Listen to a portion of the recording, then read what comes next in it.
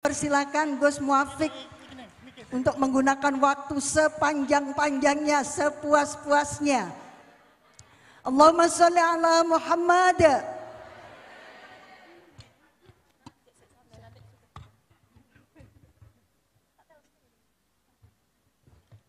Gak meri kita Gus Atim, gak meri kita.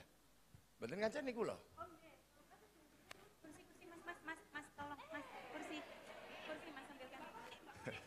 Buat di atas. Loh, ojo ngono. Kayak kursi kayak. Pasti kursi lah, kursi. Loh, ilah. Masih yo sak kursi yo gak apa-apa. Assalamualaikum warahmatullahi wabarakatuh. Bismillahirrahmanirrahim. Bismillah, alhamdulillah. Wassalatu wassalamu ala rasulillah Sayyidina Muhammad ibn Abdillah wa ala alihi wa ashabihi wa azwajihi wa dhurriyatihi wa ahli baitihi wa man tabi'ahum bi ihsan ila yaumil qiyamah. Para alim, para ulama, para kiai, Kiai Ali Masyuri, Gus Adim, Gus Ahmad Tohawi di situ beriku. Betul nanti malih nih. Nah, awak dhewe tok Gus. Nggih sedaya bunyai Nusantara ingkang kala hormati. Hadirin wal hadirat yang berbahagia, alhamdulillah. Ini tiangnya negara kumpul. Aimadul Bilad, perempuan disebut secara spesifik sebagai Aimadul Bilad, tiangnya negara. Yang kebetulan negara kita adalah negara Kesatuan Republik Indonesia, yang sebelum disebut sebagai Negara Kesatuan Republik Indonesia dikenal dengan nama Nusantara. Jadi Nusantara adalah sebutan untuk Indonesia sebelum kemerdekaan. Nah ini alhamdulillah tiang negaranya kumpul, Aimadul Biladnya kumpul. Fa insya Allah yang kumpul ini yang solihat semua. Jadi ada harapan soluhal bilad, itu ada harapan karena fa insya Allah yang kumpul ini solihat semua. Ini kebetulan acaranya halal bihalal.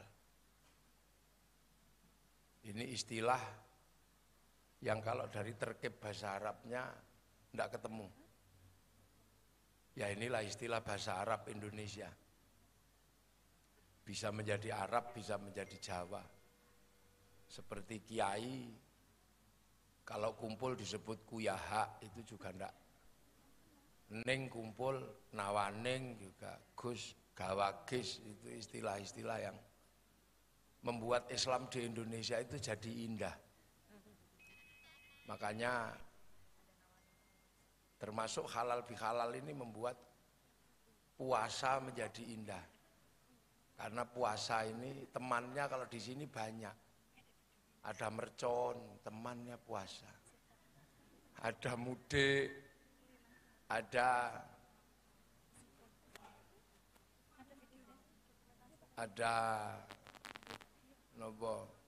tuk-tek itu kalau malam. Jadi Islam di Indonesia itu temannya banyak. Dan temannya Islam di Indonesia ini, yang membuat Islam di Indonesia itu riang gembira. Ramenya luar biasa. Napa niki Gus? Oh jaya anget. Oh gak ono jahe ini. Wis cocok larutan penyegar gak usah. Kula niku nek disuguh larutan penyegar niku rada jengkel. Minuman suudzon. Rumangsane kiai niku panas dalam. Monggo Yai Ali, monggo. Gus Ahmad Tahawi, monggo.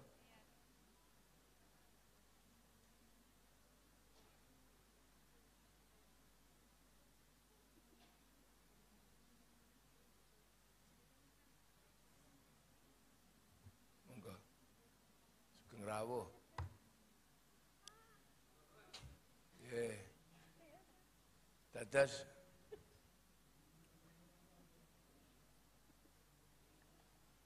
Islam niku nek teng mriki temannya banyak.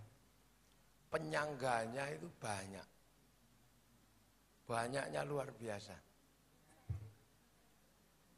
Jadi, nah ini termasuk salah satu penyangga.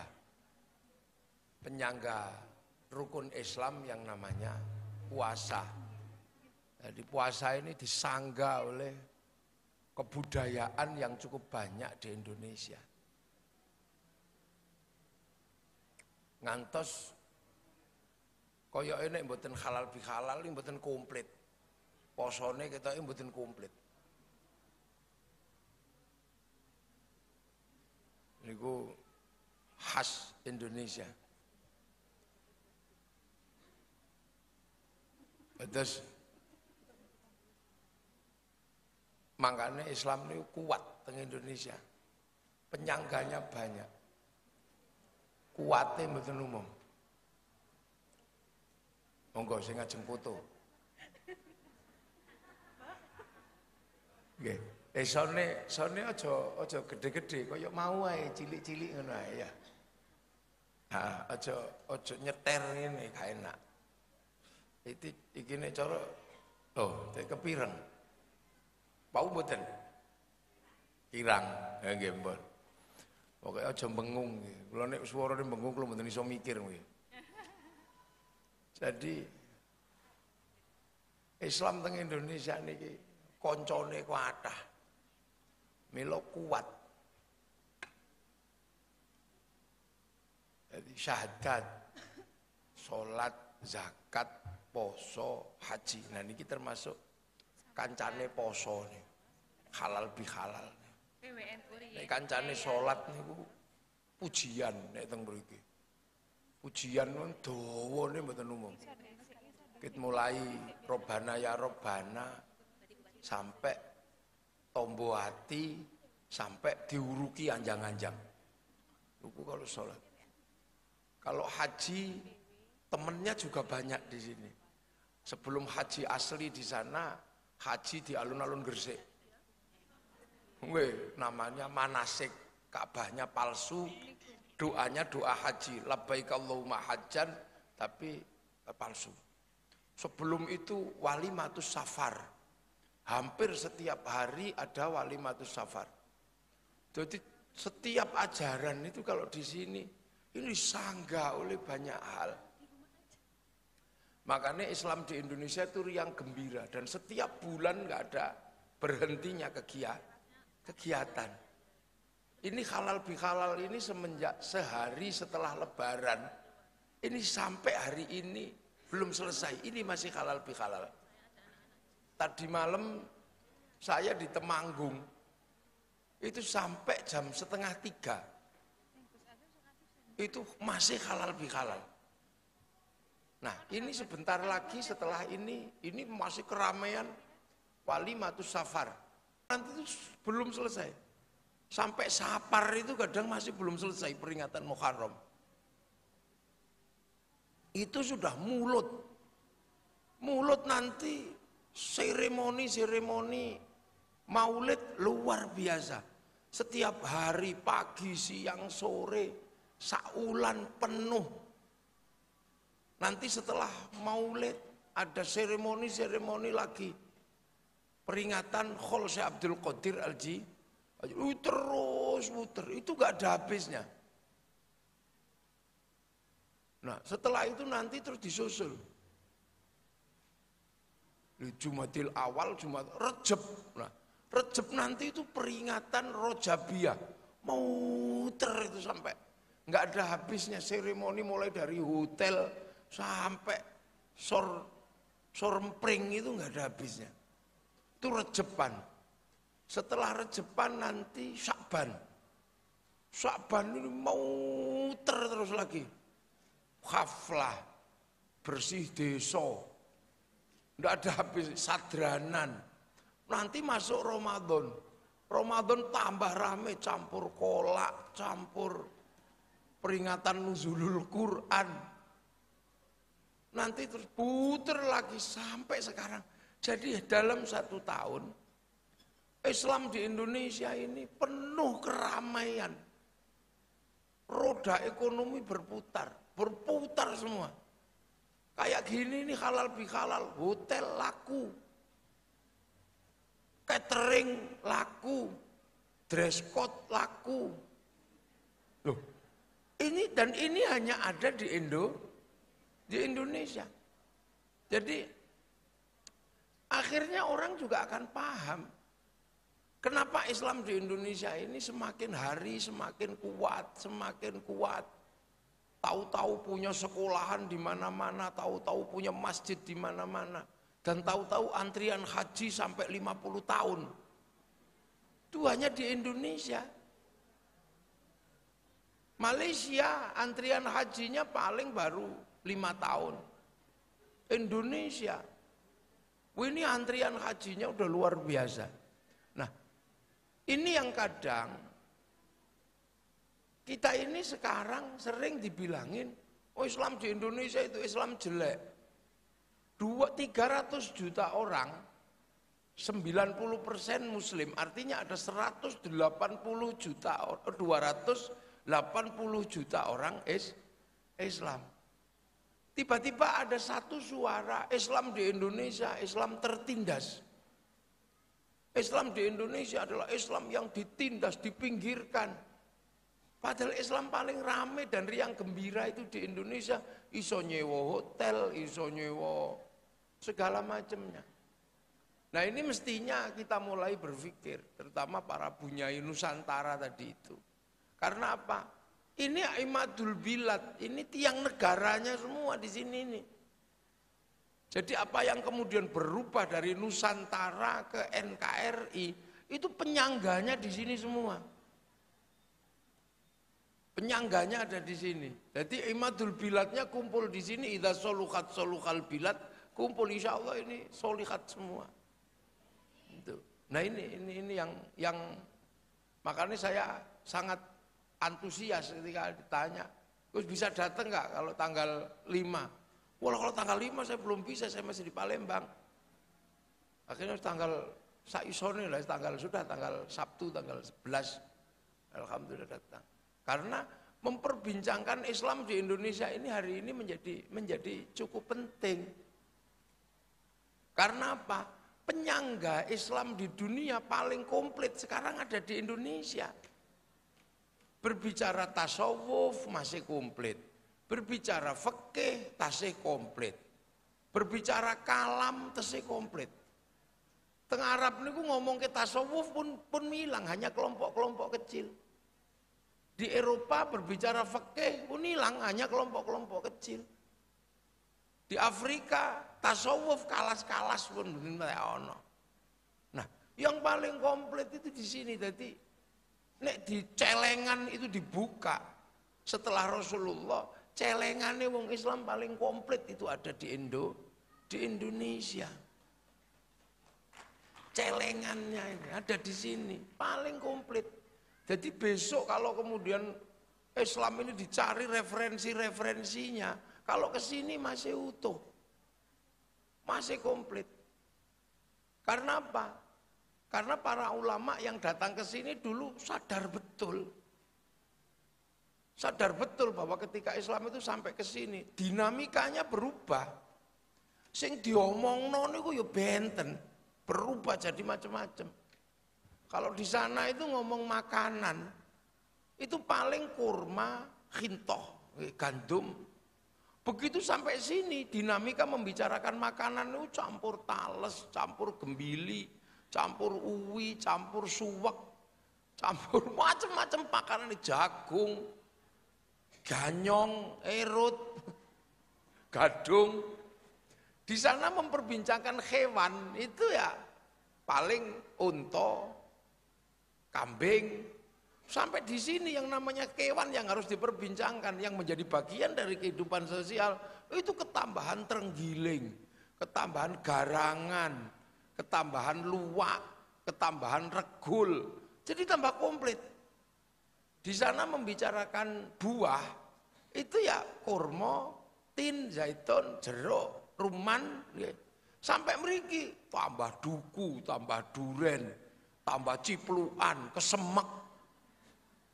Teng mriko niku di sana waktu membicarakan hantu itu syaiton, jin, sampai sini komplit, mulai genderuwo, wewe gombel, toyol, gundul pringis, suster ngesot. Jadi tambah komplit. Jadi Islam itu begitu kan mriki ketemu perwajahan komplitnya. Teng mriko ngomong agama niku nggih Yahudi, Nasrani, Majusi, wis mboten enten. Nah, sampai sini ketemu Hindu, ketemu Buddha, ketemu setengah Islam, setengah Hindu, ketemu campur tuh mriki niku. Nah, akhirnya para ulama membuat sebuah sistem yang kompleks. Kompleksitas ini harus dibahas. Nah, itulah makanya Islam teng Indonesia niki komplit, njaluk bahasan nopo mawon enten teng mriki. Dari urusan Tuhan sampai urusan setan komplit teng mriki. Nggih. Napa? Sak dukune nu komplit. Pokoke angger sinau tasawuf ora patek sinau fikih, blesete dadi dukun. Nek sinau tasawuf, sinau fikih tanpa tasawuf, ya biasanya dadi galak, ngamuan.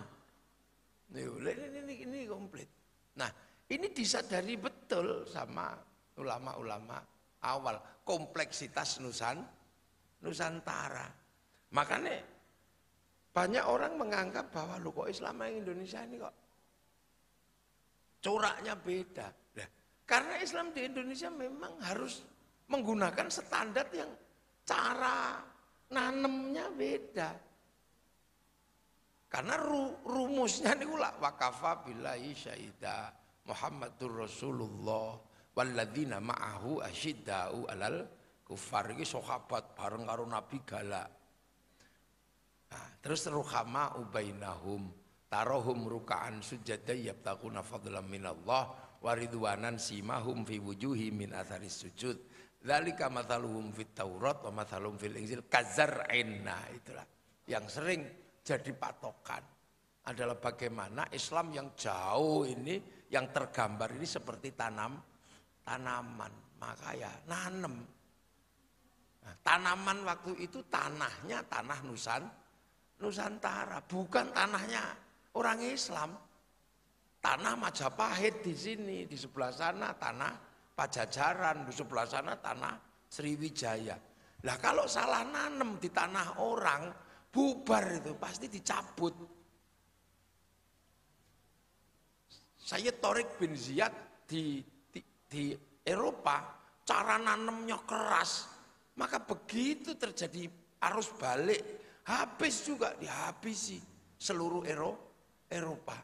Sekarang Eropa hilang, mulai ya tinggal 1-2. Afrika ya tinggal segitu, ada arus baliknya. Nah, di sini semenjak ditanam sampai sekarang, maka tanaman ini bisa membuat akhraja syat'ahu fa'azarahu fastaghladu fastawa 'ala suqi yu'jibu zurra'a liyaghidhu bihimul kuffar. Dari tanaman yang wis medeni pokoknya hari ini. Kumpul apa aja ada. Nah, tanaman inilah yang berhasil. Makanya karena nanam di sini kemudian ada termasuk tembang lirir tandur itu. Tandur wis sumilir. Nah, tanam ya biji dulu benih. Makanya tauhid ditanam. Terus kemudian benih-benih misalnya kalau yang nanam tauhid waktu itu termasuk Syekh Siti Jenar nanam. Tapi nanam syahadat tok. Enggak pakai yang lain, belum diulang sholat pakai syahadat. Yang lain terserah budayanya masing-masing, tapi yang penting syahadat. Bikin pesantren Lemah Abang.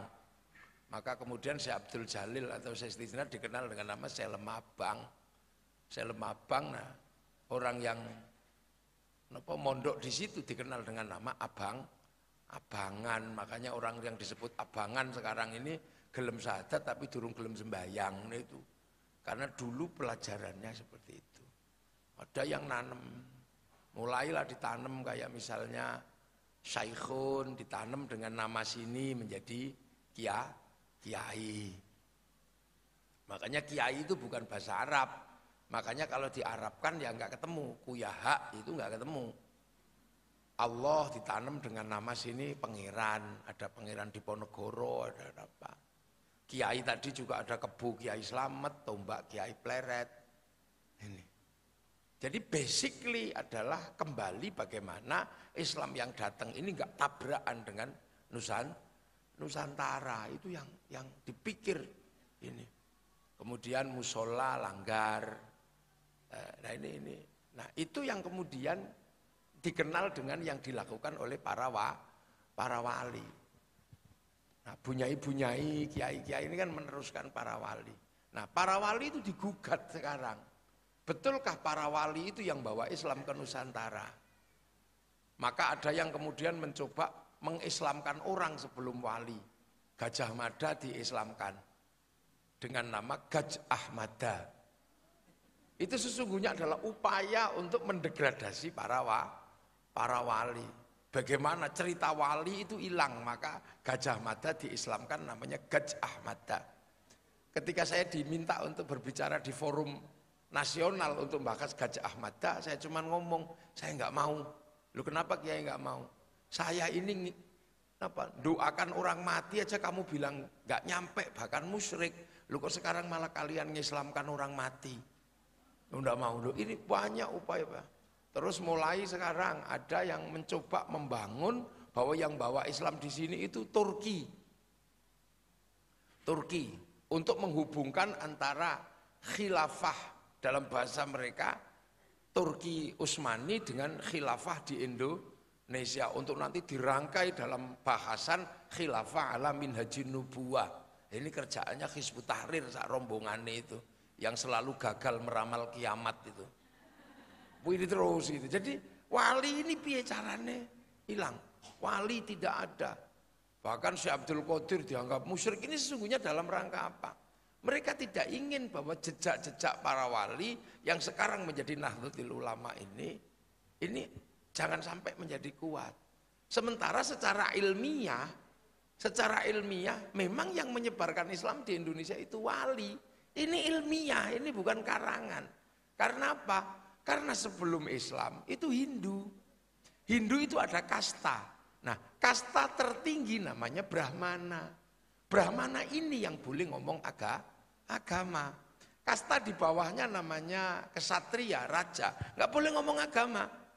Di bawahnya ada Wesya, pegawai. Nggak boleh ngomong agama. Di bawahnya ada Sudra, petani, pedagang. Tidak boleh ngomong agama. Jadi petani, pedagang sekaya apapun dalam tradisi Hindu itu Sudra. Makanya dia nggak boleh ngomong agama. Nah di bawah Sudra ada Paria, pengemis, orang yang minta-minta itu. Nah di bawah Paria ada Kuca, kastanya para pengutil. Ngentit, apa? Ngentit itu. Ya termasuk ngentit bansos itu Kuca itu. Nah di bawah Kuca ada Mleka. Mleka ini maling, tapi kalau ketahuan takut, ditutupi wajahnya. Nah di bawahnya ada Candala, begal, kalau maling ketahuan berani. Nah petani pedagang ini Sudra. Nah Sudra itu nggak boleh ngomong agama.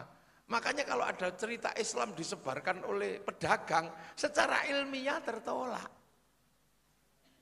Nah yang sekelas Brahmana ini siapa? Ya wali itu. Sama-sama la khaufun alaihim walahum yakhzanun. Nah ini kelas ini. Jadi secara ilmiah niku sing nyebar Islam niku kenapa wali? Ya karena di sini sebelumnya adalah Brahmana.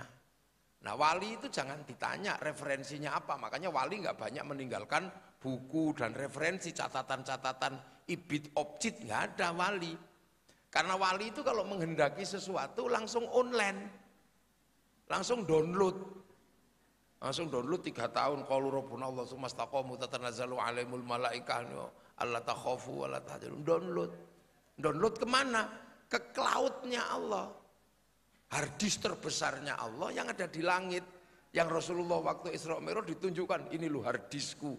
Namanya Lauhil Mahfuz. Lauhil Mahfuz itu kalau dalam bahasa sekarang itu cloud. Atau harddisk terbesar, pusat data. Orang Yahudi, blockchain. Nah itulah kalau bahasa. Orang Yahudi Nasrani dulu bayangkan namanya Tabut Sulaiman. Kalau orang Yunani menyebutnya kotak Pandora. Nah kalau orang Jepang menyebutnya dengan kantong Doraemon. Semua punya bayangan tentang cloud itu. Nah makanya kan wali-wali itu download sana, makanya paketannya besar kalau wali itu. Paket datanya gede. Makanya wali-wali itu punya wifi. Makanya kalau kita kirim data, kirim doa, kirim Fatihah, bacaan Quran karena kita nggak punya wifi, kan persis kayak ketika kartu kita itu kirim kemana-mana nggak punya wifi, pergi ke warung cari wifi gratisan. Nah, wali-wali dan Rasul ini menyiapkan ini provider yang bisa kemudian menyiapkan wifi gratisan. Makanya kalau kita ngirim doa Fatihah pasti kita ngirim kalau ke sana tadi .co.id, kalau ke sini ila hadratin nabiyil mustofa. Ini sebenarnya ngakses wifi. Baru wa ila jami'il muslimin wal mu'minat al-fatihah ngono langsung share it. Ini teknologi sekarang. Makanya kadang ada orang tidak percaya apa itu maksud doa bisa dibagi. Bisa kalau pakai cloud itu seperti satelit. Kita kemarin nggak pernah lihat sepak bola atau fashion show di mana di Eropa sana. Tiba-tiba ada orang lihat sepak bola satu dinaikkan satelit syutingannya dibagi ke seluruh dunia. Dapat bagian semua namanya siaran langsung. Makanya orang kalau nggak percaya doa dibagi, bisa dibagi. Orang ini nggak punya TV. Itu kan teknologi lah. Kita sudah melewati fase itu namanya tawasul. Jadi sekarang ketika saya jelaskan kepada orang-orang yang disebut sebagai orang yang tidak percaya Tuhan, kenapa mereka ngerti? Oh gitu. Kenapa hanya ada di dalam NU? Karena di NU yang punya wali, yang lain nggak punya wali. Jadi nggak ada yang bisa ngakses Lauhil Mahfuz. Yang lain kan nggak percaya wali, jadi nggak punya. Makanya hati-hati sampean. Kita ini nggak punya wifi, harddisknya kecil.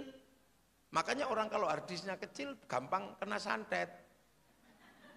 Loh karena santet ini kan sebenarnya file gede dimasukkan ke harddisk kecil, ke flash disk 5 giga diisi 10 giga ya blank. Loh makanya kita ini download kan itu download ya kiai-kiai ngajari kita download lah. Kalau bisa download 30 juz ya 30 juz. Kalau cuma download Yasin ya Yasinan. Kalau cuma download kulhu ya tahlilan. Kalau mau minimalis ya kalau dipanggil suaminya jawab nun. Ini kan downloadan minimalis. Iya kan nun itu. Nun wal qalami wa ma yasturun itu kan nun. Nah ini nanti dalam teknologi yang sering dibahas oleh para ulama dari dulu kita diminta download. Nah kenapa kita ini nggak punya wifi sendiri? Karena kita ini kalau download listriknya mati. Ya Allah, ya Allah, ya Allah, ya Allah. Ya Allah, ya Allah, ya Allah. Listriknya mati, jadi wifi-nya kecil. Makanya kita ini suka pakai wifi besar. Teknologi ini tergambar dalam teori-teori cloud itu.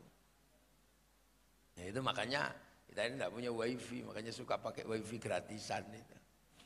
Nah, nanti kalau balik, makanya kita yang penting kita punya downloadan sholat, downloadan apa itu kan semuanya file di Lauhil Mahfuz, sholat, puasa, Quran ini kan downloadan. Sehingga kalau kita ikut download walaupun sedikit-sedikit, nanti ketika kita pulang ke sana di print out. Ada catatannya, oh sholatnya sekian, oh download sholat sekian, oh download haji sekian, ada print outnya. Tapi kalau sama sekali nggak pernah download, begitu di print out, not found gitu. Nggak ada catatan. Ini kan persis teknologi itu coba. Jadi makanya dulu kita diajarkan tentang bagaimana menerima catatan, menerima apa. Itu kan teknologi sekarang ini sebenarnya. Jadi salah satu teknologi lauh itu sudah mulai tergambar oleh teknologi manusia. Jadi manusia ini memang paling kuat dalam situasi itu. Nah, kembali kepada wali ini.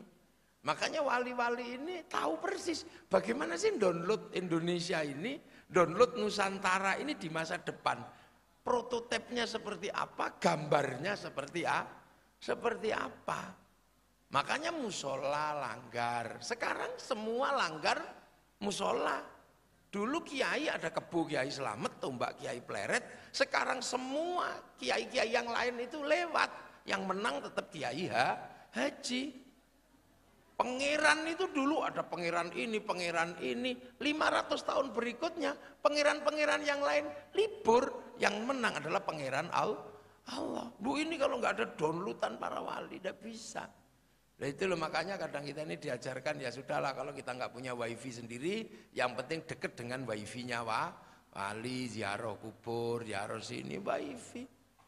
Nah yang bangun wifi pertama kali siapa? Ya Nabi Ibrahim itu yang pertama kali bangun wifi. Rabbana ini askantu min dzurriyyati biwadin ghairi dzi zar'in inda baitikal muharram. Rabbana liyuqimus sholata faj'al afidatan minan nasi tahwi ilaihim warzuqhum minas thamarati la'allahum yashkurun. Ini kan bangun wifi. Di mana? Di inna awwala baiti wudi'a lin-nasi lalladzi bi Bakkata mubarakah. Makanya kalau kita mau online kan bangun pemancar-pemancar lokal, masjid, langgar, fawalli wajhaka syatrul masjidil haram. Ini kan sebenarnya sistem online. Sistem kekinian yang udah terbangun di zaman itu. Nah, ini orang-orang yang tadinya tidak mengenal teks, ini sekarang mulai paham. Makanya sebentar lagi sebenarnya Islam itu akan kedatangan tamu banyak. Tamu dari orang-orang yang tidak beragama melalui teks, tapi melalui kemampuan-kemampuan ilmiahnya. Melalui kemampuan ilmiahnya. Jadi penelitian apa, inna fi khalqis samawati wal ardi waqtilafil laili wan nahari la ayatil ulil albab. Ulil albab ini sudah mulai banyak sekarang muncul. Yang nanti akan Rabbana ma khalaqta hadza batila subhanaka faqina adzabannar. Ini akan sampai. Nah itu makanya bagi orang yang nggak ngerti proses ini, Nusantara itu selalu dianggap sebagai Islam yang salah. Apalagi ketika kemudian digaungkan menjadi gerakan Islam Nusantara. Wah itu salah, ini agama baru. Kata siapa? Wong sekarang aja masih, kalau dulu Allah pangeran, musola langgar. Sampai sekarang ilmu itu masih dipakai kok. Aqua itu keluarnya ades biasa. Iya, sarimi itu keluarnya bisa mie sedap.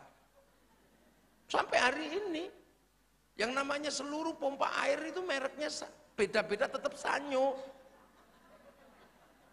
Dan itu ibu-ibu biasa kalau lebaran bungkusnya itu kongwan, isinya rengginang. Itu masih biasa.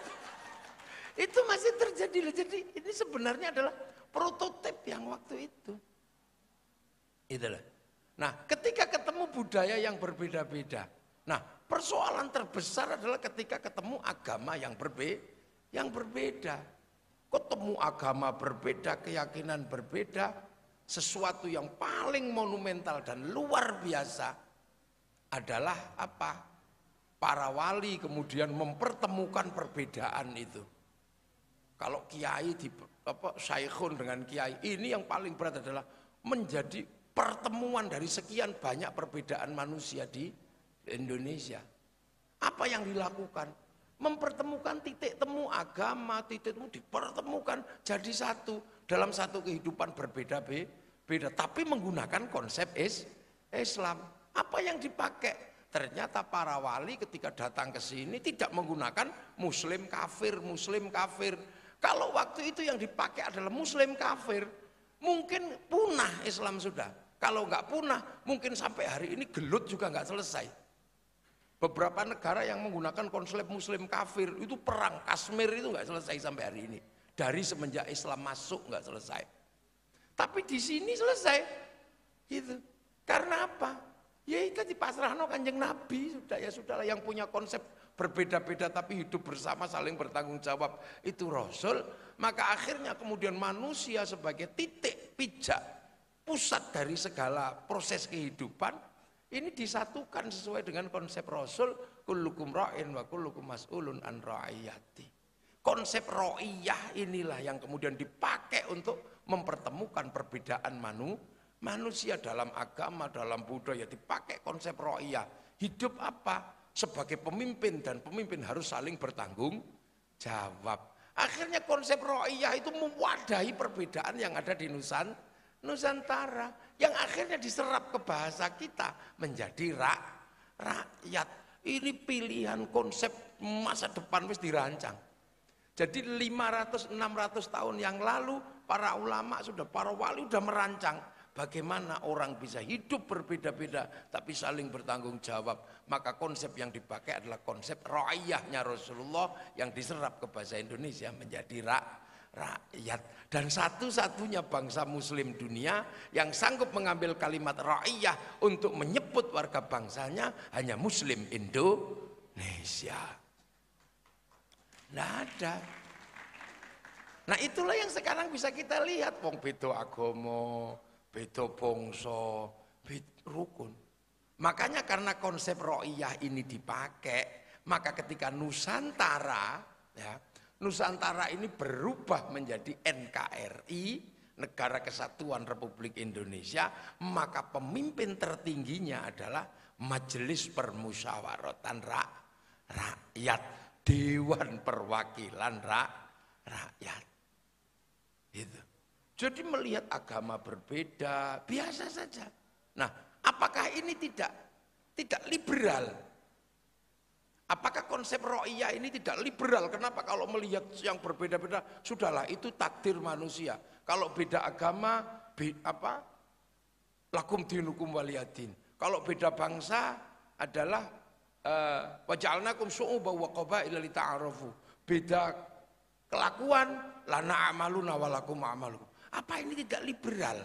Konsep ra'iyah di Indonesia sama sekali tidak liberal. Karena ketika menjadi NKRI, ya menjadi NKRI di situ tertulis kerakyatan yang dipimpin oleh hikmah. Jadi sikap memahami perbedaan ini, kalau mau menjadi pemimpin di antara kekuatan yang berbeda-beda tapi saling tanggung jawab, maka kamu harus menjadi orang yang mimpin dengan hikmah. Hikmah itu kuncinya. Sehingga kemudian kelonggaran ra'iyah akan terikat ketika dipimpin oleh orang-orang yang punya hikmah. Dan itu terjadi di kalangan santri sekarang. Ulama-ulama hikmahnya masih banyak, makanya santri tidak tercerai-berai. Santri tidak tercerai-berai, santri masih utuh, masih komplit. Masih jadi satu. Paling jadi satu. Semakin lama semakin kesini, bunyai-bunyainya semakin sering ketemu. Dulu yang sering ketemu kiainya. Sekarang bunyai-bunyai sudah mulai ketemu. Kalau nggak ketemu video call. Udah mulai kan gitu. Seiring dengan perkembangan zaman. Tadi aja saya nggak bawa istri dicek sama Ning. Oh ya lagi bawa anaknya. Video call ketahuan. Sekarang orang nggak bisa bohong. Ketahuan. Lagi ada apa ternyata tidur ketahuan itu. Maka kemudian memahamkan perbedaan dalam satu ikatan raya. Kalau kita mau menjadi yang terbaik di situ, maka kita harus menjadi orang yang memiliki hikmah kerakyatan yang dipimpin oleh hikmah. Nah inilah maka kemudian bangsa ini lahir orang-orang yang sepertinya kok kayak Gus Dur, semua dimong gitu. Ini apa enggak liberal, tapi konsep ra'iyah itu seperti itu. Makanya kemudian Gus Dur ini disebut orang yang punya hikmah, pimpin dengan hikmah. Yai Ali ketemu pendeta, ketemu apa gitu. Nah itulah hikmah. Ud'u ila sabili rabbika bil hikmah. Jadi ra'iyah ini enggak akan tercerai-berai, enggak akan jebol menjadi liberal kalau masih dipimpin oleh hikmah. Lu itu negara. Itu bukan teori warung kopi. Itu teori yang ditulis di dalam landasan falsafah negara Indonesia. Itu bukan rembukan. Bukan gojekan gitu, enggak.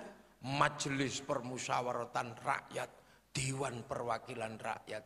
Jadi kalau ada pertanyaan hari ini, kenapa Arab itu satu bangsa bisa pecah menjadi puluhan negara?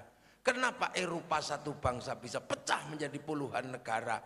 Tapi kenapa kita puluhan bangsa, puluhan agama mampu bersatu dalam satu negara, Kesatuan Republik Indonesia? Karena diawali dengan konsep berbeda-beda tapi saling bertanggung jawab. Lah itu konsep ra'iyah itu. Jadi sampean jangan pernah menganggap negeri ini tauhid, bukan. Negeri ini negeri yang didedikasikan untuk masa depan kaum muslimin di bawah panji Rasulullah karena menggunakan konsep ra'iyah. Kita bukan people. Jadi Indonesia itu bukan people, itu bukan. People itu vox populi, vox dei. Suara mayoritas, suara Tuhan. Begitu dia mayoritas, dia menganggap bahwa dia bagian dari suara Tuhan. Maka dia menjadi diktator dan itu khilafah tahririyah itu. Kita bukan PKI, kita bukan komunis. Kalau komunis itu diktator proletariat, gitu loh, diktator proletariat. Jadi yang miskin-miskin yang mimpin, enggak. Kita ini ra'iyah dipimpin oleh orang-orang yang punya hikmah. Makanya ra'iyah ini senang dengan orang yang punya hikmah itu senang. Oh kiai hikmah, kadang cuman mek delok ngene tok. Ora perlu dongengi. Sowan teng Lebo ngoten niku mboten ngendikan napa-napa ya ali ade ndelok ngoten pun lega mulih. Nah, itu hanya terjadi di NU. Rawuh pengajian ngene ndelok adoh habis werusone sone krek-krek mulih. Kalau dihitung itu secara ini kehidupan ini kan luar biasa. Nah, itu terjadi di Indonesia. Makanya terus sekarang stabil sehingga konsep ro'iyah itu tidak membongkar apa yang ada untuk dihancurkan, enggak. Makanya di Indonesia ini apa yang dulu ada Bhinneka Tunggal Ika landing. Tapi hikmah ini mampu menyingkirkan apa yang disebut sebagai agama-agama yang kuat sebelum Islam tersingkir karena kerakyatannya menggunakan hikmah. Maka waspada kalau kemudian dalam konsep kerakyatan kok tidak ada lagi orang-orang yang punya hikmah. Waspada. Ini harus kewaspadaan tinggi. Hilangnya sesepuh-sesepuh ahli hikmah, hilangnya wali-wali. Ya akhirnya kita paling tidak ya sudahlah kehilangan wali, yang penting dekat dengan wifi-nya wali, ziarah wali songo, cari wifi gratisan gitu. Top up, ini itu aja. Top up ke makam Mbah Ngampel. Silaturahmi ke Mbah Ali, terus keliling gitu. Dan itu terjadi di NU, muter. Itu kalau udah khol itu pagi sore siang sore itu jalan semua. Nah itu makanya ketika Indonesia ini dalam situasi gaduh kayak apapun, selagi santri ini masih tenang, nggak ada masalah. Nggak ada masalah karena desain NKRI, desain Nusantara yang dibikin oleh para wali, ini adalah desain yang diterapkan oleh para santri. Makanya santri bergerak kayak apapun sesuai dengan desain dasar, pola dasar NKRI. Makanya kalau santri nggak obah, masih tenang. Yang lain datang bawa, ini bendera tauhid. Santri sudah lebih dulu, ya itu kan bendera Hizbut Tahrir. Loh kamu kalau anti ini, anti la ilaha illallah. Enggak, saya sudah lebih dulu, dari dulu tahlilan pakai la ilaha illallah. Udah selesai. Sana baru bawa bendera keliling, kini wis tahlilan esok sore. La ilaha illallah, la ilaha illallah. Sampai nih sing kecapean ngono ada. Tasbih nek kedawan tarik rok. Nggih, cukup. Masih ada. Kita udah pakai la ilaha illallah. Loh ini tapi ini bendera tauhid. Enggak, itu bendera Hizbut Tahrir. Kamu anti ini, oh hati-hati. Enggak, entar dulu. Kalau bendera urusannya lain. Saya dan santri anti bendera PKI, anti. Enggak mau sama bendera PKI Palu Arit. Tapi dimanapun santri kalau pergi ke sawah tetap pakai arit. Pergi nukang tetap pakai palu. Awas ini Syiah. Ini lagunya Haddad Alwi Ummi itu Syiah. Jangan, ntar dulu lagu Ummi aja kok Syiah. Di sini yang lebih ekstrim ada lagu Indong-Indong. Ekstrim itu. Aduh Siti Aisyah mandi di kali rambutnya basah, tidak sembahyang, tidak puasa, di dalam kubur mendapat siksa. Itu kalau benar-benar Siti Aisyah itu di situ dimaksud adalah istri Rasulullah, pasti yang ngarang itu Syiah gulat itu. Itu pasti gulat dan Rafidhah itu pasti. Tapi itu bukan Aisyah istri Rasulullah, bukan. Itu Aisyah orang Betawi, orang Indonesia. Jadi nggak usah terus tiba-tiba ditarik ke sana, enggak ada hubungannya. Itu orang sini, Aisyah sini, bukan Aisyah istri Rasulullah. Kayak Muhammad sini lah, bukan Muhammad yang sana. Kalau Muhammad sini bisa jadi Muhammad tambal ban ada, tapi kalau Muhammad sana ya Rasulullah. Itu sama dengan tiba-tiba Fatime jande kaye. Lu itu bukan Fatimah putri Rasul, itu ya Fatimah orang sini aja. Lu makanya hal-hal seperti itu nggak kena. Kenapa? Karena ada santri yang terdesain betul bagaimana kemudian pelan-pelan kazar enanem dari sana pelan-pelan satu tahu persis dan diajarkan. Makanya santri-santri di sini, santri-santri NKRI nggak mudah kena hoa, gitu loh. Nggak mudah kena hoa. Terhadap produk-produk recycling juga nggak kena hoa. Ini kan sekarang banyak produk recycling dibawa ke pasar, seperti produk khilafah itu kan produk recycling, udah lewat fasenya. Produk isbal, celana cingkrang, jenggot itu kan fase yang sudah lewat. Nah itu dibawa masuk ke pasar agama. Lah santri-santri yang ngerti sanad ilmunya, sejarahnya tahu, nggak mudah tertarik. Wis tahu gitu. Tapi bagi anak-anak yang tidak punya narasi sejarah, terima. Karena dia langsung Quran sunnah. Di antara Quran sunnah ini dia nggak ngerti apa yang sudah terjadi. Nah ini kan teorinya black market sebenarnya. Cuman masalahnya ini black market religion, pasar gelap agama. Nah ini makanya nggak kena. Makanya santri-santri jarang kena begitu. Tiba-tiba ada kembali kepada NU Kiai Hasyim, kembali kepada Quran sunnah. Nah ini sebenarnya adalah situasi yang hampir mirip. Nah itu terjadi. Nah, makanya santri ini selalu mengembangkan bagaimana berbeda-beda ini tetap terkurung, tetap terikat, tetap tidak tercerai-berai. Makanya para ulama akhirnya kemudian Islam ini diikat dengan beberapa ikatan-ikatan lokal. Ikatan lokal inilah yang membuat Islam menjadi kuat, menjadi pagar sekaligus penyangga. Sholat misalnya. Sholat itu kalau Imaduddin, tiangnya agama. Tapi kalau di sana kan yang nanam Rasul. Kalau sholat yang nanam Rasul pasti dalam tancepnya kuat. Sampai dipanah kakinya juga nggak kerasa kalau yang nanam Rasul. Kalau yang nanam kiai kan ya sholatnya gini, miring, kena angin belok. Itu dibilangi sholat duhur 11:30, datangnya 2:30. Nah itu biasa. Ini nggak kuat itu ya Gus ya. Makanya sholat itu ada tiangnya, pujian. Untuk apa? Untuk yang masih di sawah, masih ternak bebek, masih apa? Panggil adzan, Allahu Akbar, Allahu Akbar. Ya enggak datang. Sampai 2:30 juga enggak datang. Akhirnya kiainya nunggu Robbana, ya Robbana. Capek nunggu satu datang, enggak masuk masjid, rokok depan masjid. Akhirnya kiainya tombo hati, ya wis pegel yo nambani atine dhewe ya. Baru kalau sudah enggak datang, baru kiainya marah, diurugi anjangan, yang jerandal teko. Loh, itu sangganya sholat.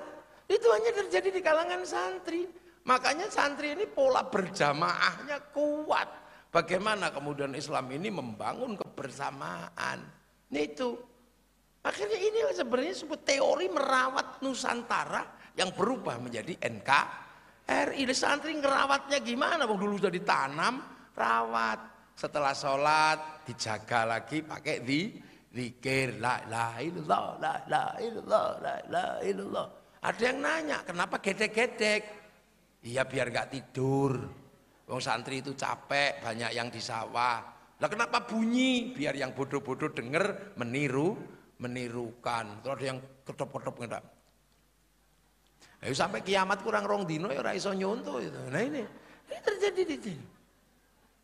Zakat berubah dari zakat kurma, zakat jagung, zakat gaplek, berubah. Puasa ya sama. Puasa ini biar kuat, biar sakral karena puasa ini sudah dikenal sebelumnya. Jadi orang Nusantara sebelumnya sudah kenal puasa karena orang Hindu. Orang Hindu itu sudah mengenal nggak makan, nggak minum, nggak menyentuh perempuan. Ketika menjelang moksa, jadi orang Hindu itu kalau mau moksa, persiapan untuk dharma terakhir melakukan Upanishad. Upanishad itu menghilangkan jati diri. Habis jadi raja, tahu-tahu berubah menjadi bakul dawet gitu. Ya enggak, untuk menghilangkan keakuannya itu. Makanya kerajaan Hindu itu banyak sekali yang runtuh karena rajanya pergi melakukan Upanishad. Setelah Upanishad melakukan kabumian. Kabumian itu dharma seperti bumi. Bumi itu semakin diinjak-injak tambah subur, semakin dihinakan hatinya semakin kuat. Habis itu upawasa, enggak makan, enggak minum, enggak menyentuh perempuan. Makanya ketika Syahrusiyam mengajarkan enggak makan, enggak minum, enggak menyentuh perempuan, kok seperti upawasa, maka kemudian berubahlah Syahrusiyam menjadi bulan puasa. Jadi puasa itu sudah dikenal sebelumnya namanya upawasa. Makanya biar beda, sakral ini. Ada padusan, mandi wah gitu. Terus malamnya mercon, duhur.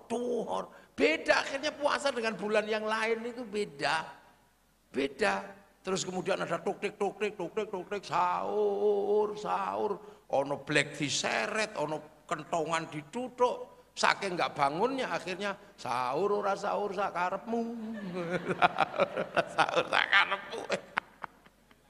Loh, setelah itu mudik. Betapa kuatnya. Habis itu masih halal. Ini luar biasa. Halal dicanangkan itu di Indonesia. Adanya di sini, nggak ada di tempat lain. Karena titik temu sekian banyak perbedaan itu ada di sini. Puasa, haji juga sama. Semua ada tiangnya. Manasik, walimatus safar.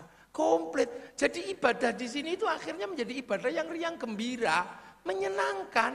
Tamune walimatus safar ya seneng, kiyaine sing diundang ya seneng, sing teko arep budal haji seneng kabeh. Nah itulah, makanya seneng. Loh, makanya di Indonesia ini komplit. Makanya kebersamaan untuk merawat NKRI ini caranya termasuk salah satu ya seperti ini, kumpul ibu-ibu, kumpul wianan piye. Abai nanti, abai pengajian, abai nanti turu, abai macam-macam itu dinamika terjadi, merawat kebersamaan. Yang penting jangan sampai berai karena potensi bangsa ini untuk pecah juga sangat besar. Lah maka kita rawat. Makanya kiai-kiai itu makan aja pengen bersama. Ayam satu jadikan satu ingkung, nasi jadikan satu tumpeng, makannya bareng-bareng gitu. Kiai ini teko Allahumma barik lana. Akhirnya ada istilah barian karena arep mangan barik lah. Nah barian muter. Sampai akhirnya kemudian dongo bareng-bareng lagi. Amin, kiainya tok sing dongo liyane amin. Kok nek kecapean amin. Itu amin. Kiainya langsung paham walhamdulillahirabbil alamin. Yang lain coba mulai sendiri-sendiri doa makan dewe karena tumpeng bid'ah, ingkung bid'ah, doa bersama bid'ah, pakai ngangkat tangan bid'ah. Akhirnya dirijine mek siji ora bid'ah mek ngene. Kalau kiai doa bareng-bareng, nanti setelah bareng-bareng itu ternyata sing donga iku melok akeh, tambah kathah. Sudah karena ikut banyak, mari kita ke alun-alun Surabaya, ke alun-alun Gresik, ke alun-alun semua namanya istighosah. Lah kalau sudah di situ roda ekonomi berputar, odong-odong payu ngangkut penumpang. Nah yo, jajan payu, bakso payu, bakul laro manis laku, roda ekonomi berputar. Wala yakhuddu ala ta'amil miskin jalan.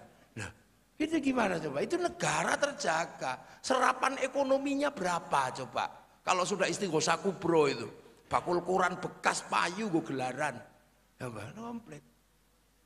Ya, sholawat. Nah sholawat ini coba sekarang. Sholawat ini kan indah sekali kalau yang nangani santri sesuai dengan budayanya masing-masing. Bagi yang sholawatan Arab dengan lagu Arab silahkan.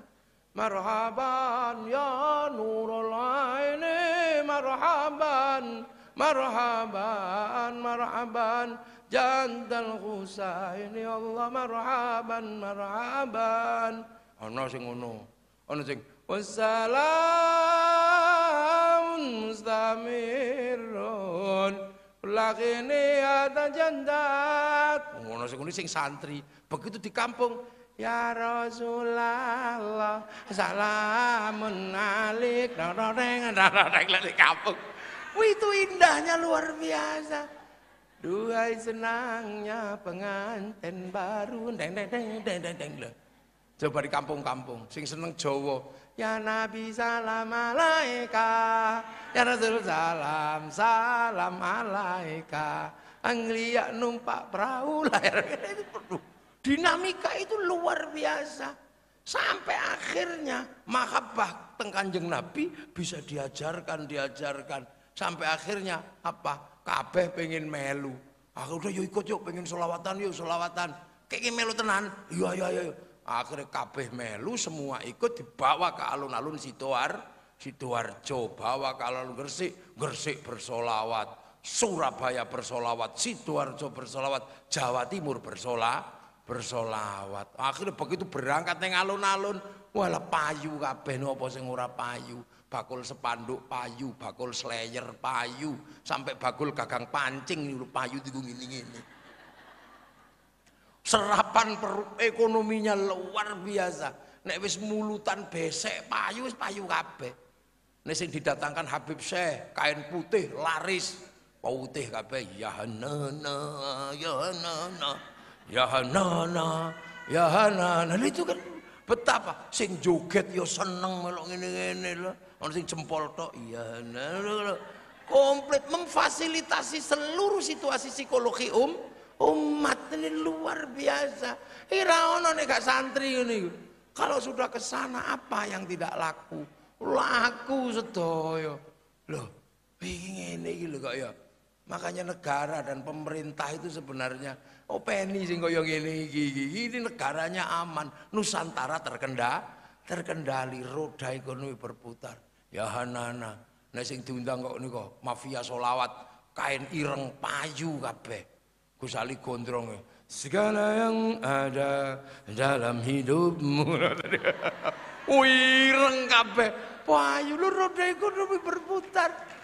Iku santri merawat NKRI. Jadi nek bunyain Nusantara itu sebenarnya mengarahkan situasinya ke bagaimana Nusantara yang dalam konsep ro'iyah terjaga dan terjamin. Ya. Terus ana wong mati nek santri kumpul sehari kumpul, 3 hari kumpul, seminggu kumpul bersama sampai 40 hari sampai berkumpul 100 hari. Setelah itu setiap tahun kumpul, makamnya diziarahi. Akhirnya orang Gresik ziarah ke Surabaya, ke Jombang, kemana, daerah ke Demak. Kalau sudah seperti itu apa? Bis pariwisata laku. Ayo, wingi pas ono Covid bis pariwisata prei. Ora ono wong ziarah. Bis laku, angkutan laku. Sampai di makam begitu ramainya luar biasa menyambut tamunya wali, dodol sego payu, dodol tasbih payu, dodol kathok payu, sampai copet iso urip ning makame para wali. Ini enggak mungkin itu. Itu luar biasa. Kehidupan yang seperti dan itu tidak terjadi di negara-negara yang lain. Malaysia jam 10 malam sudah enggak boleh ada pengajian. Itu hanya di Indonesia rukun. Mangke nek makame wali rukun panjenengan tanglet Gus Ali pun hafal niku makame wali. Nek imame teko tuwa ngono, la ilaha illallah, la ilaha illallah. Niki dereng rampung, rombongan sebelah teko sak bis meneh. Sallallahu ala Muhammad, sallallahu ala Muhammad. Iki alon, iki rame. Rombongan siji teko meleh lungguh, ila kadratin nabiyil mustofa Muhammadin sallallahu alaihi wasallam al-Fatihah. Lho, mboten nenten terus sing sebelah yai sing fasih. Ngono iki mboten nenten.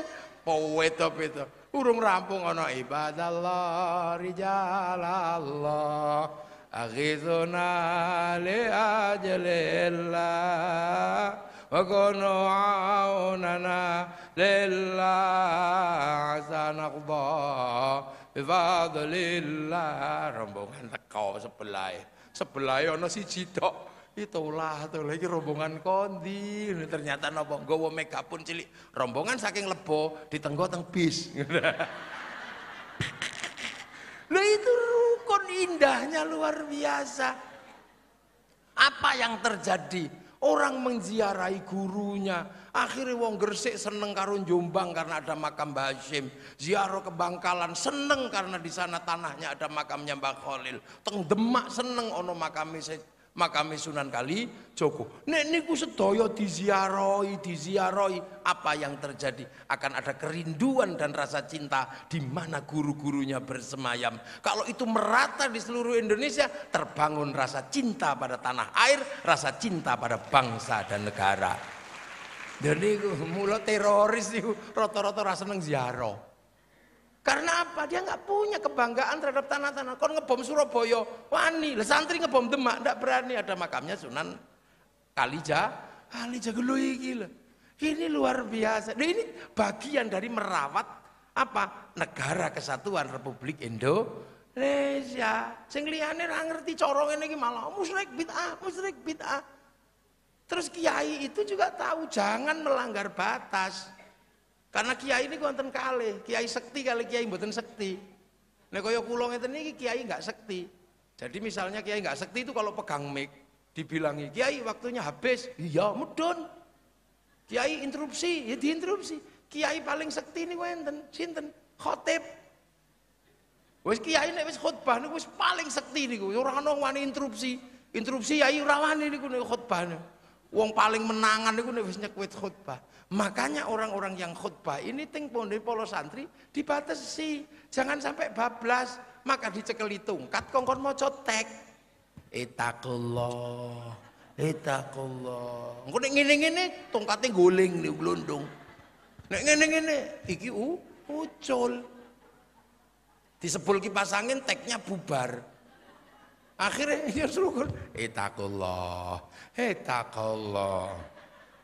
Begitu teknya, begitu tongkatnya hilang, teknya hilang. Khutbah Jokowi. Ngene makan iki mbek ana aparat ning jero kene, monggo didelok mon. Cari masjid yang enggak ada tongkatnya. Itu rotor.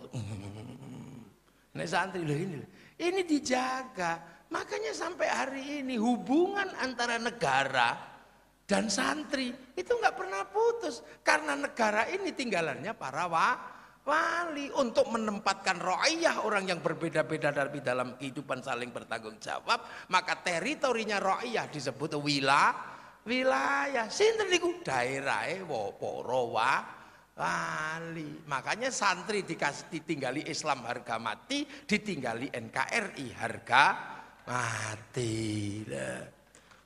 Nah niki cagake kantone, cagake negara. Makanya masa depan NKRI ya tergantung ibu-ibu ini. Penjenengan terserah. Makanya saya senang kalau ibu-ibu itu bahagia. Karena hanya akan dilewati oleh perempuan yang bahagia, akan lahir kebahagiaan baru. Makanya ini ono sing kiai ini ngono pas tak kandhani. Jadi bahagiakanlah wanita-wanita NKRI ini. Iya. Wong kula tesih kelingan dawuh Gus Ali rumiyin. Tesih kelingan, wedok niku kaya sawah. Nah, tapi waktu itu mboten dijelasaken, tak jelasno dhewe akhirnya.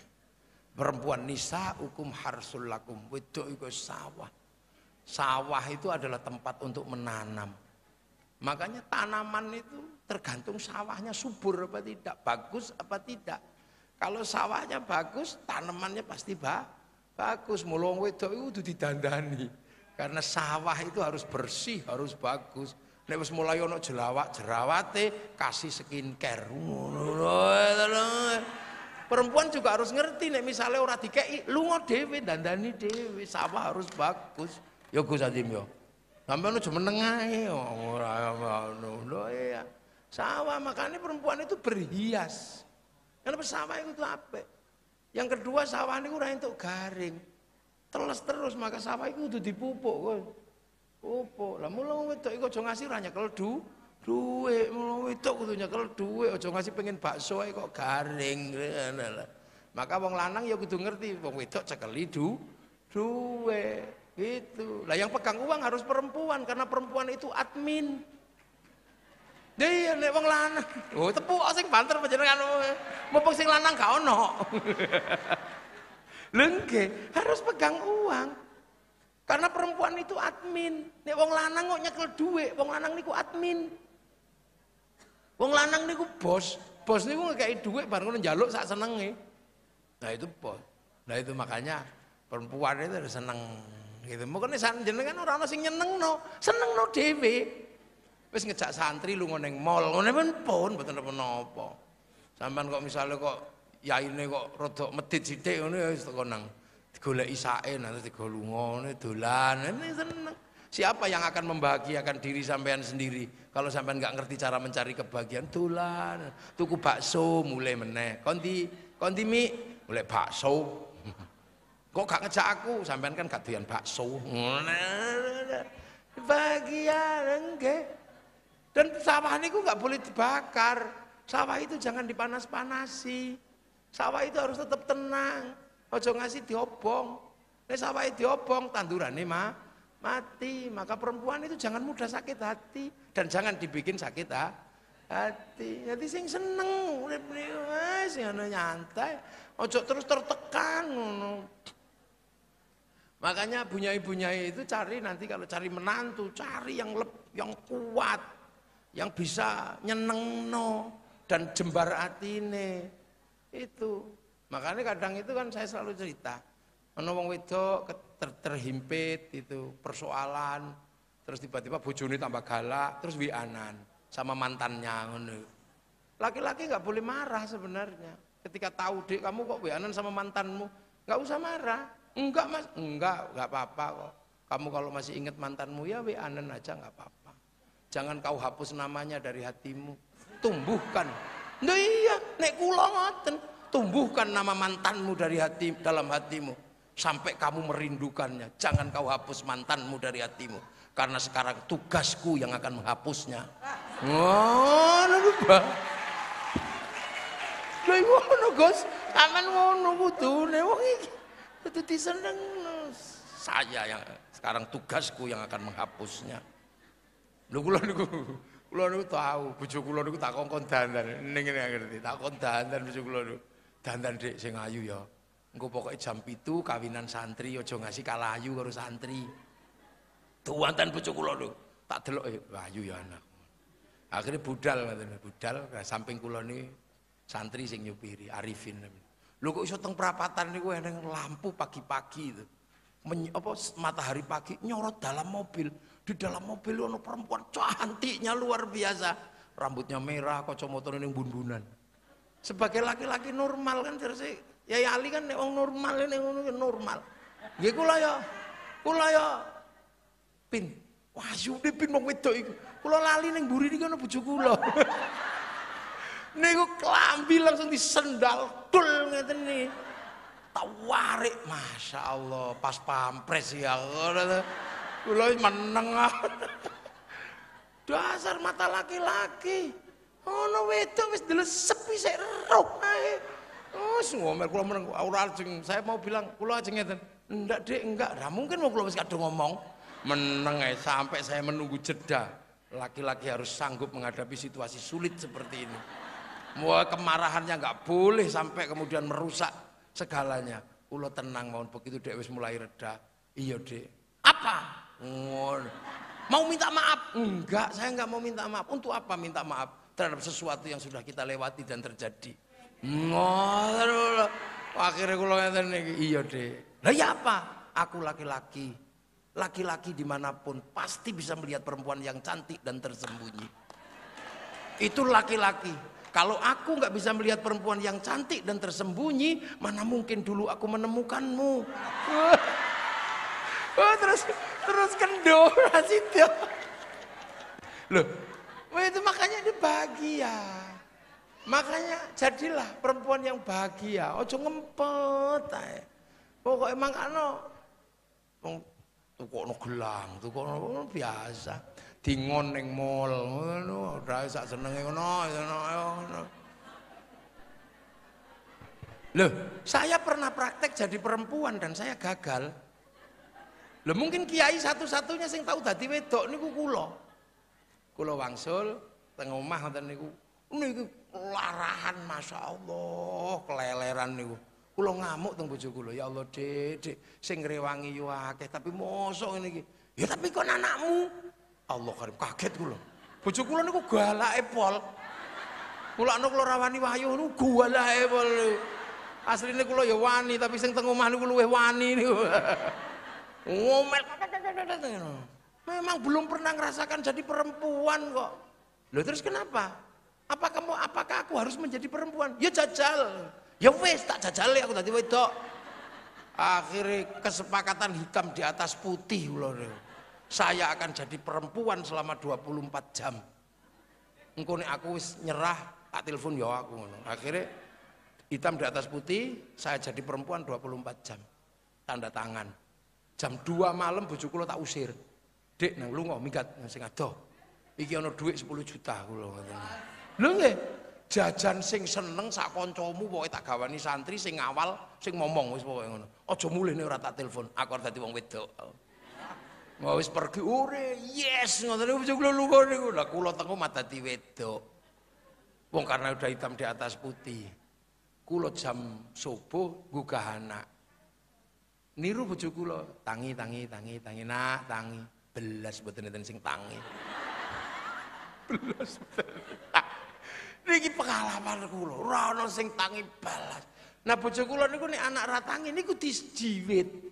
Tak jiwit disaduk kula kali anak kula. Terus kula mumet akhire kula mangkel tak gakno sapu, tak kebioki sapu. Wong cilik-cilik medun nangis kono sing nggawa pempes, ana sing apa. Terus kula tambah mumet. Akhirnya wayahe adus. Begitu wekdal adus ngoten niku nggih. Kula semproti nyuntum makne niku tak semproti. Nangis kepanasan banyune. Panas lho ayu abang pupune niku. Ya Allah, kula terus bareng ngono wayahe maem. Kula jejer anak kula niku kula dulang siji-siji. Kegeden disemburno. Akhirnya ora mangan nesu. Wayahe sekolah kula ora ngerti iki sepatune sing sapa. Keliru nganggone sepatu ngamuk ora sisian, ora sekolah. Akhirnya mboten sekolah. Jam 09.00 niku pun setes kula. Ana sing ngising ning ngisor TV. Lipstike makne niku entek dige ngecat tembok niku. Kula niku wis ndas kula niku pun sak helm niku. Aku arep nyerah kok harga diri. Setengah 12 arep tak telepon harga diri. Dua akhirnya nopo. Bareng ngoten niku. Jam 1:30 pun mboten kuat ngempet tak telepon. Assalamualaikum. Nyerah nih ye. Selamat datang Pak Bupati Fandi Ahmad Yani. Monggo. Nggih Gus, monggo. Ditunggu-tunggu. Nggih. Monggo pinarak. Monggo.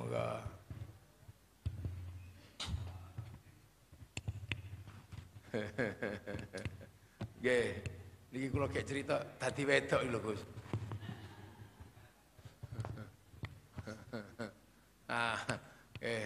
Akhire 11:30 kula wis mulai. Ya wis lah, harga diri titik kula.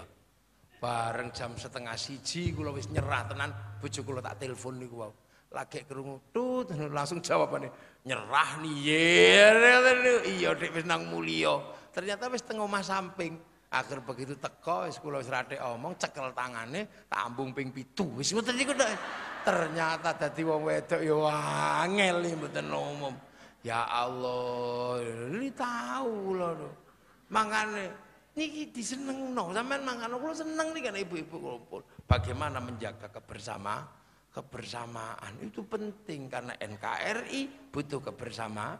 butuh kebersamaan dan itu dijaga oleh para pendiri bangsa. Jadi ojo dikira kok terus selawatan bareng-bareng. Ini gaweane opo? Lho itu efeknya langsung pada NKRI. Itu. Tapi karena apa? Karena ini semua adalah kesadaran kolektif di mana para santri ini ikut menjaga negara. Makanya ketika negara itu berinstruksi, sing paling tertib pertama niku santri, rewel. Solawatan bertahun-tahun begitu ono corona leren mandek kok. Nggak ada yang ribet. Makam wali diziarahi begitu negara bilang tutup. Khol pray. Loh, ini hubungan yang kadang tidak bisa dilihat, tapi itu sesungguhnya adalah kesadaran para santri, kesadaran para ulama bahwa ada hubungan yang tidak terlihat antara negara dan santri. Makanya wis leren ngene pray udah. Nggak ada terus santri ngeyel, kami nggak takut corona, kami hanya takut sama Allah. Ya wis, Gusti Allah gawe singo. Rasa wedi corona, wedi Allah, turu jejer singo dimut sampean. Ya inilah. Ini hubungan langsung yang tidak terlihat dan ini terjadi. Makanya kalau sekarang Islam di Indonesia menjadi sebuah kekuatan yang luar biasa, punya hubungan antara agama dan negara yang sangat stabil, ini adalah desain dari awal yang dilakukan oleh pemilik wilayah yang namanya para wali. Yeah. Mulai niku mawon sing saged kula aturaken karek nanti pada kesempatan berikutnya ayo sing luwih gede, aja nameng sak Jawa Timur gini, sak Indonesia. Kapan? Ora teko nek Lampung iku, bandarane angel. Nek teko iki ning Jawa, Surabaya atau Jakarta gitu sekalian rekreasi ge. Oh, lah nek Lampung iki pas muktamar niku. Paling sing teko ya wong 50 20 wong sing digawe muktamirin kok. Lah sing awak dhewe muktamir kok ya.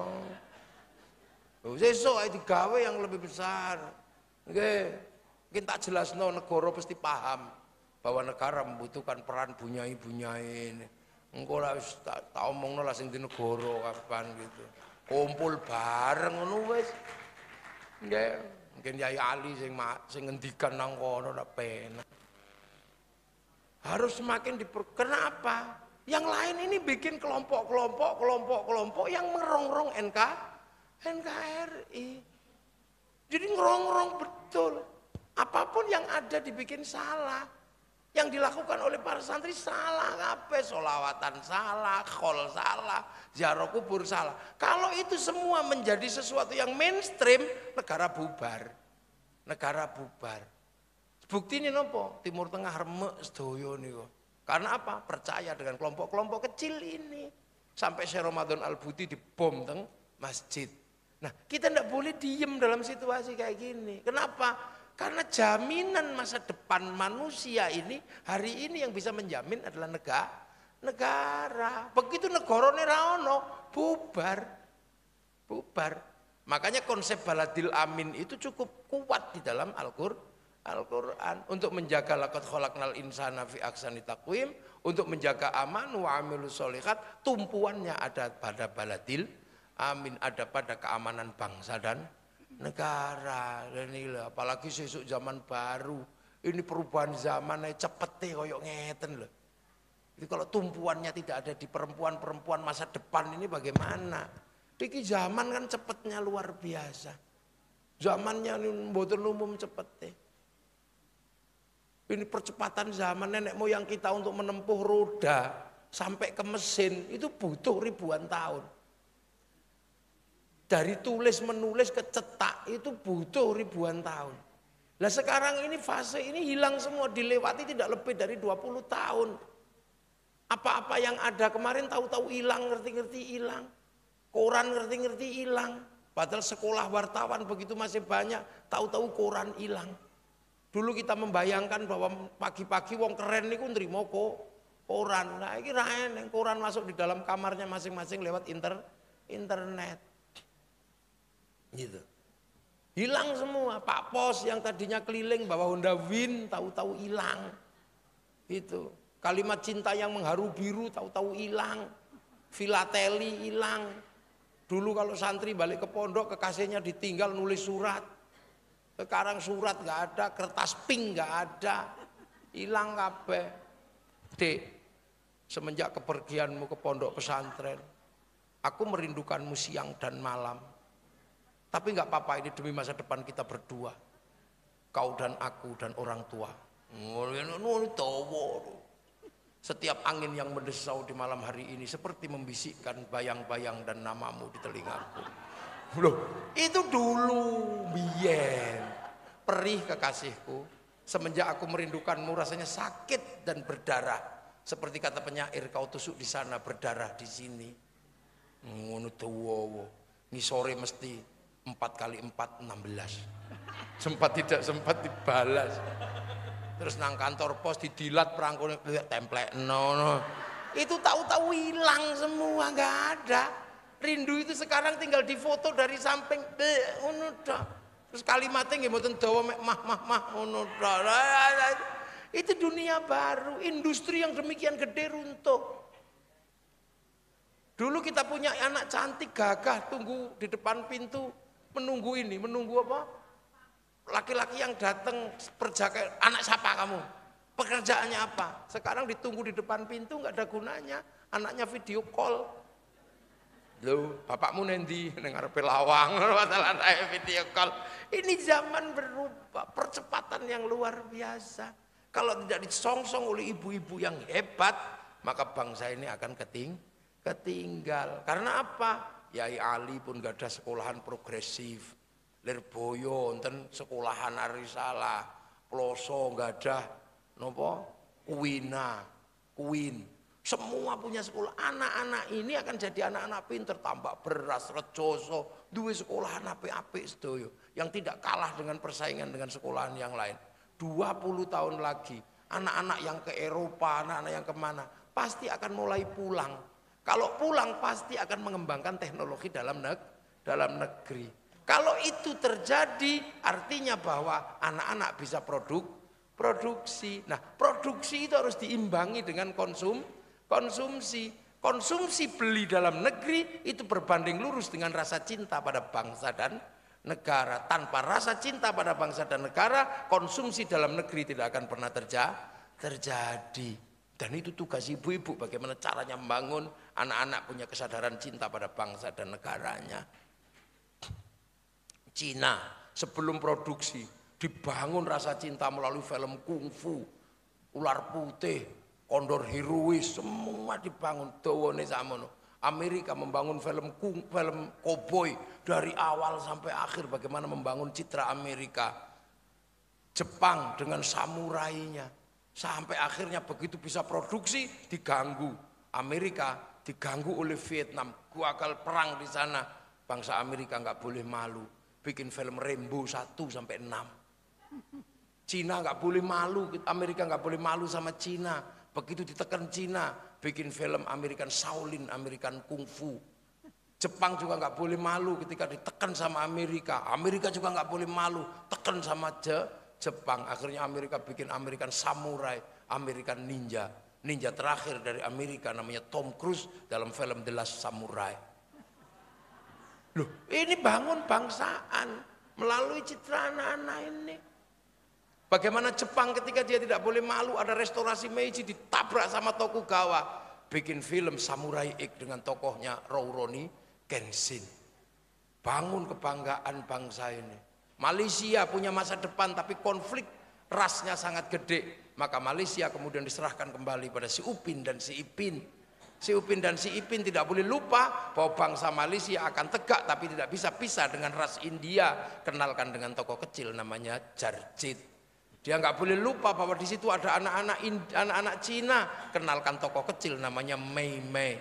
Nggak boleh di situ lupa bahwa ada anak-anak Indonesia. Kenalkan dengan Susanti. Duh, kita punya bangsa gede, punya ini. Anak-anak pesantren ini nanti akan kembali melakukan produksi. Tanpa konsumsi produksi akan gagal. Ingatkan kembali, jangan minder. Bangsa Arab punya kisah cinta Kais dan Laila. Bangsa Cina punya kisah cinta sampai Ingtai. Bangsa Eropa punya kisah cinta Romeo Juliet, kita punya kisah cinta ande-ande lumut, punya. Sana punya cerita ibu tiri yang kejam namanya Cinderella, sini punya bawang putih, bawang merah. Di sana punya orang kuat namanya Samson, kita punya orang kuat namanya Bantung Pondo, Woso Joko Tuli, Sarip tambah Oso, komplit. Sana punya binatang bisa ngomong namanya kura-kura ninja, kita punya kancil nyolong di timur, lengkap. Apa bedanya? Ya, orang Eropa punya alat musik namanya gitar terbuat dari kayu dan tali, mudah buatnya. Orang Arab punya alat musik namanya terbang terbuat dari kayu dan kulit, mudah buatnya. Bangsa kita punya gamelan terbuat dari logam. Artinya hanya bangsa yang menguasai pertambangan yang maju dan metalurgi yang mapan mampu membuat alat musik dari logam. Loh, tapi kita ini kadang jelek, semua mulai jelek, Pancasila jelek, budaya jelek. Nah, kita nggak boleh diem seperti itu. Makanya yang lain sudah mulai berani cerita tentang khilafah, tentang apa. Kita harus berani cerita tentang NKRI. Karena itu tinggalan para wali. Assalamualaikum warahmatullahi wabarakatuh. Allahumma sholli ala Sayyidina Muhammad.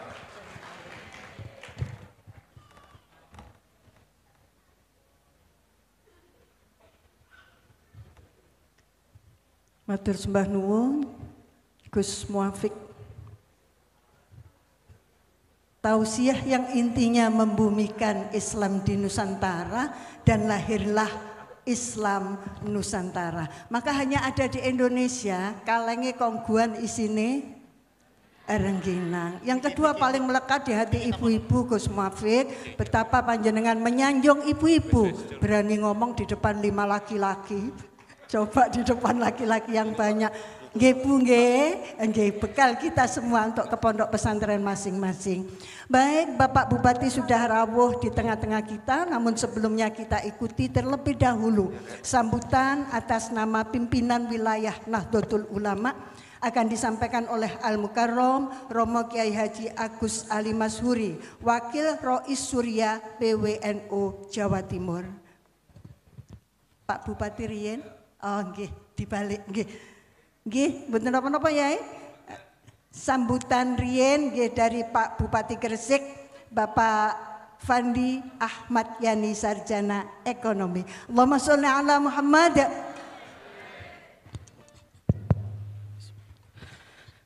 Assalamualaikum warahmatullahi wabarakatuh. Alhamdulillahirabbil alamin.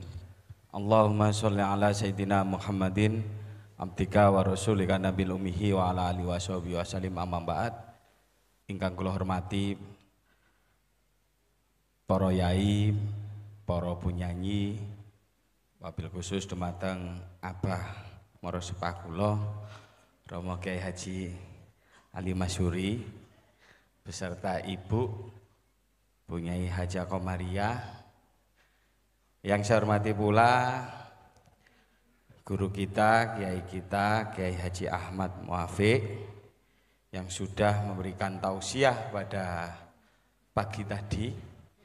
Ngapunten kula sing terlambat Yai. Acarane kathah niki. Wau dalu niku kula disambati kali panitia. Niki ya Muafiq ndugi napa mboten insyaallah rawuh. Kula nggih kesupen wau dalu WA-ne nggih kedalon. Alhamdulillah Yai Ahmad Muafiq sampun saged di tengah-tengah kita, mudah-mudahan beliau sehat selalu. Yang saya hormati Al Habib Ismail yang juga hadir dalam kesempatan majelis siang hari ini. Yang saya hormati pula Ketua NMI Kabupaten Gresik dan Yai Ahmad Tahawi, dan juga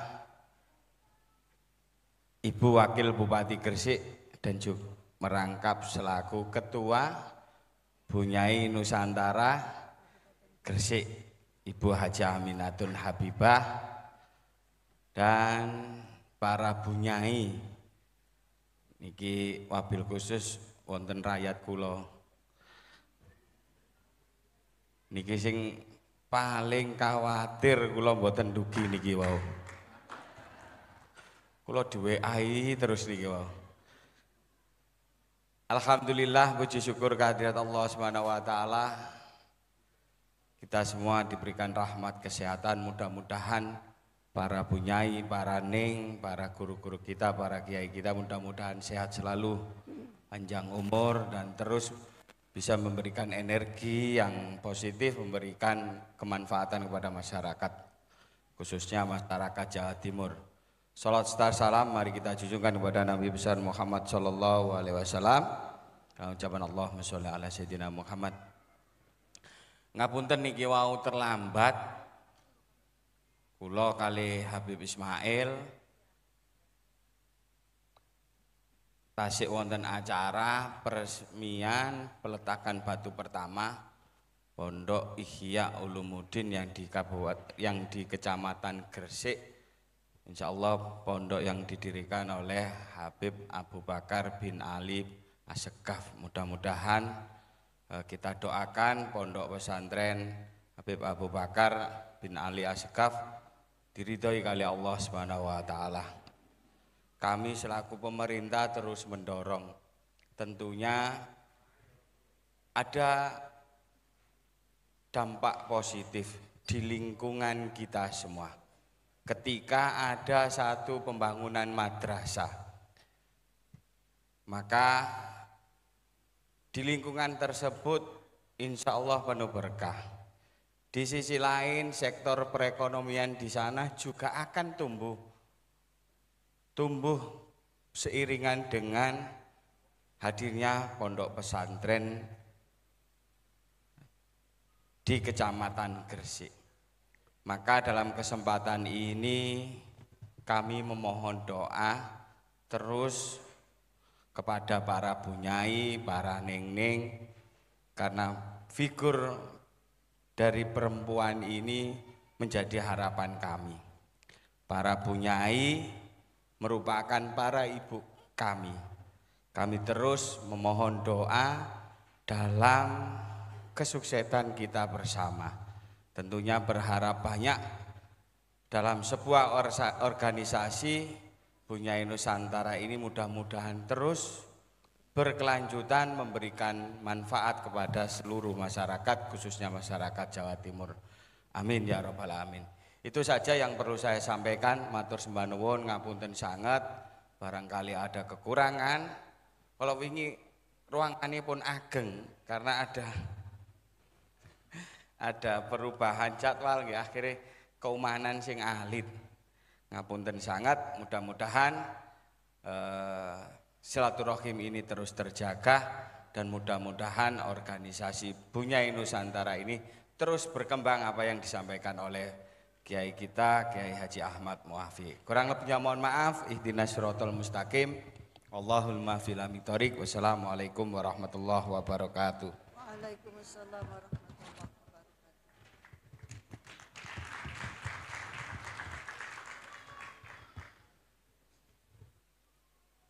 Matur sembah nuwun pidato singkat saking Pak Bupati yang isinya sangat mensupport Bunyai Nusantara terutama di Kabupaten Gresik.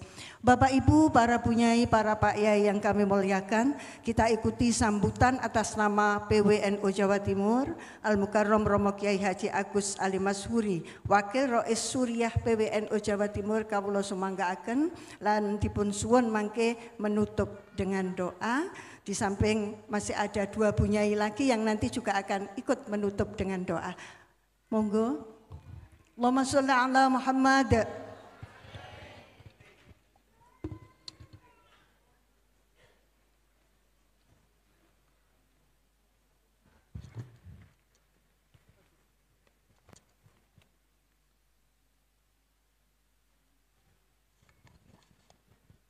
Assalamualaikum warahmatullahi wabarakatuh. Alhamdulillah. Alhamdulillahi haqqa hamdih.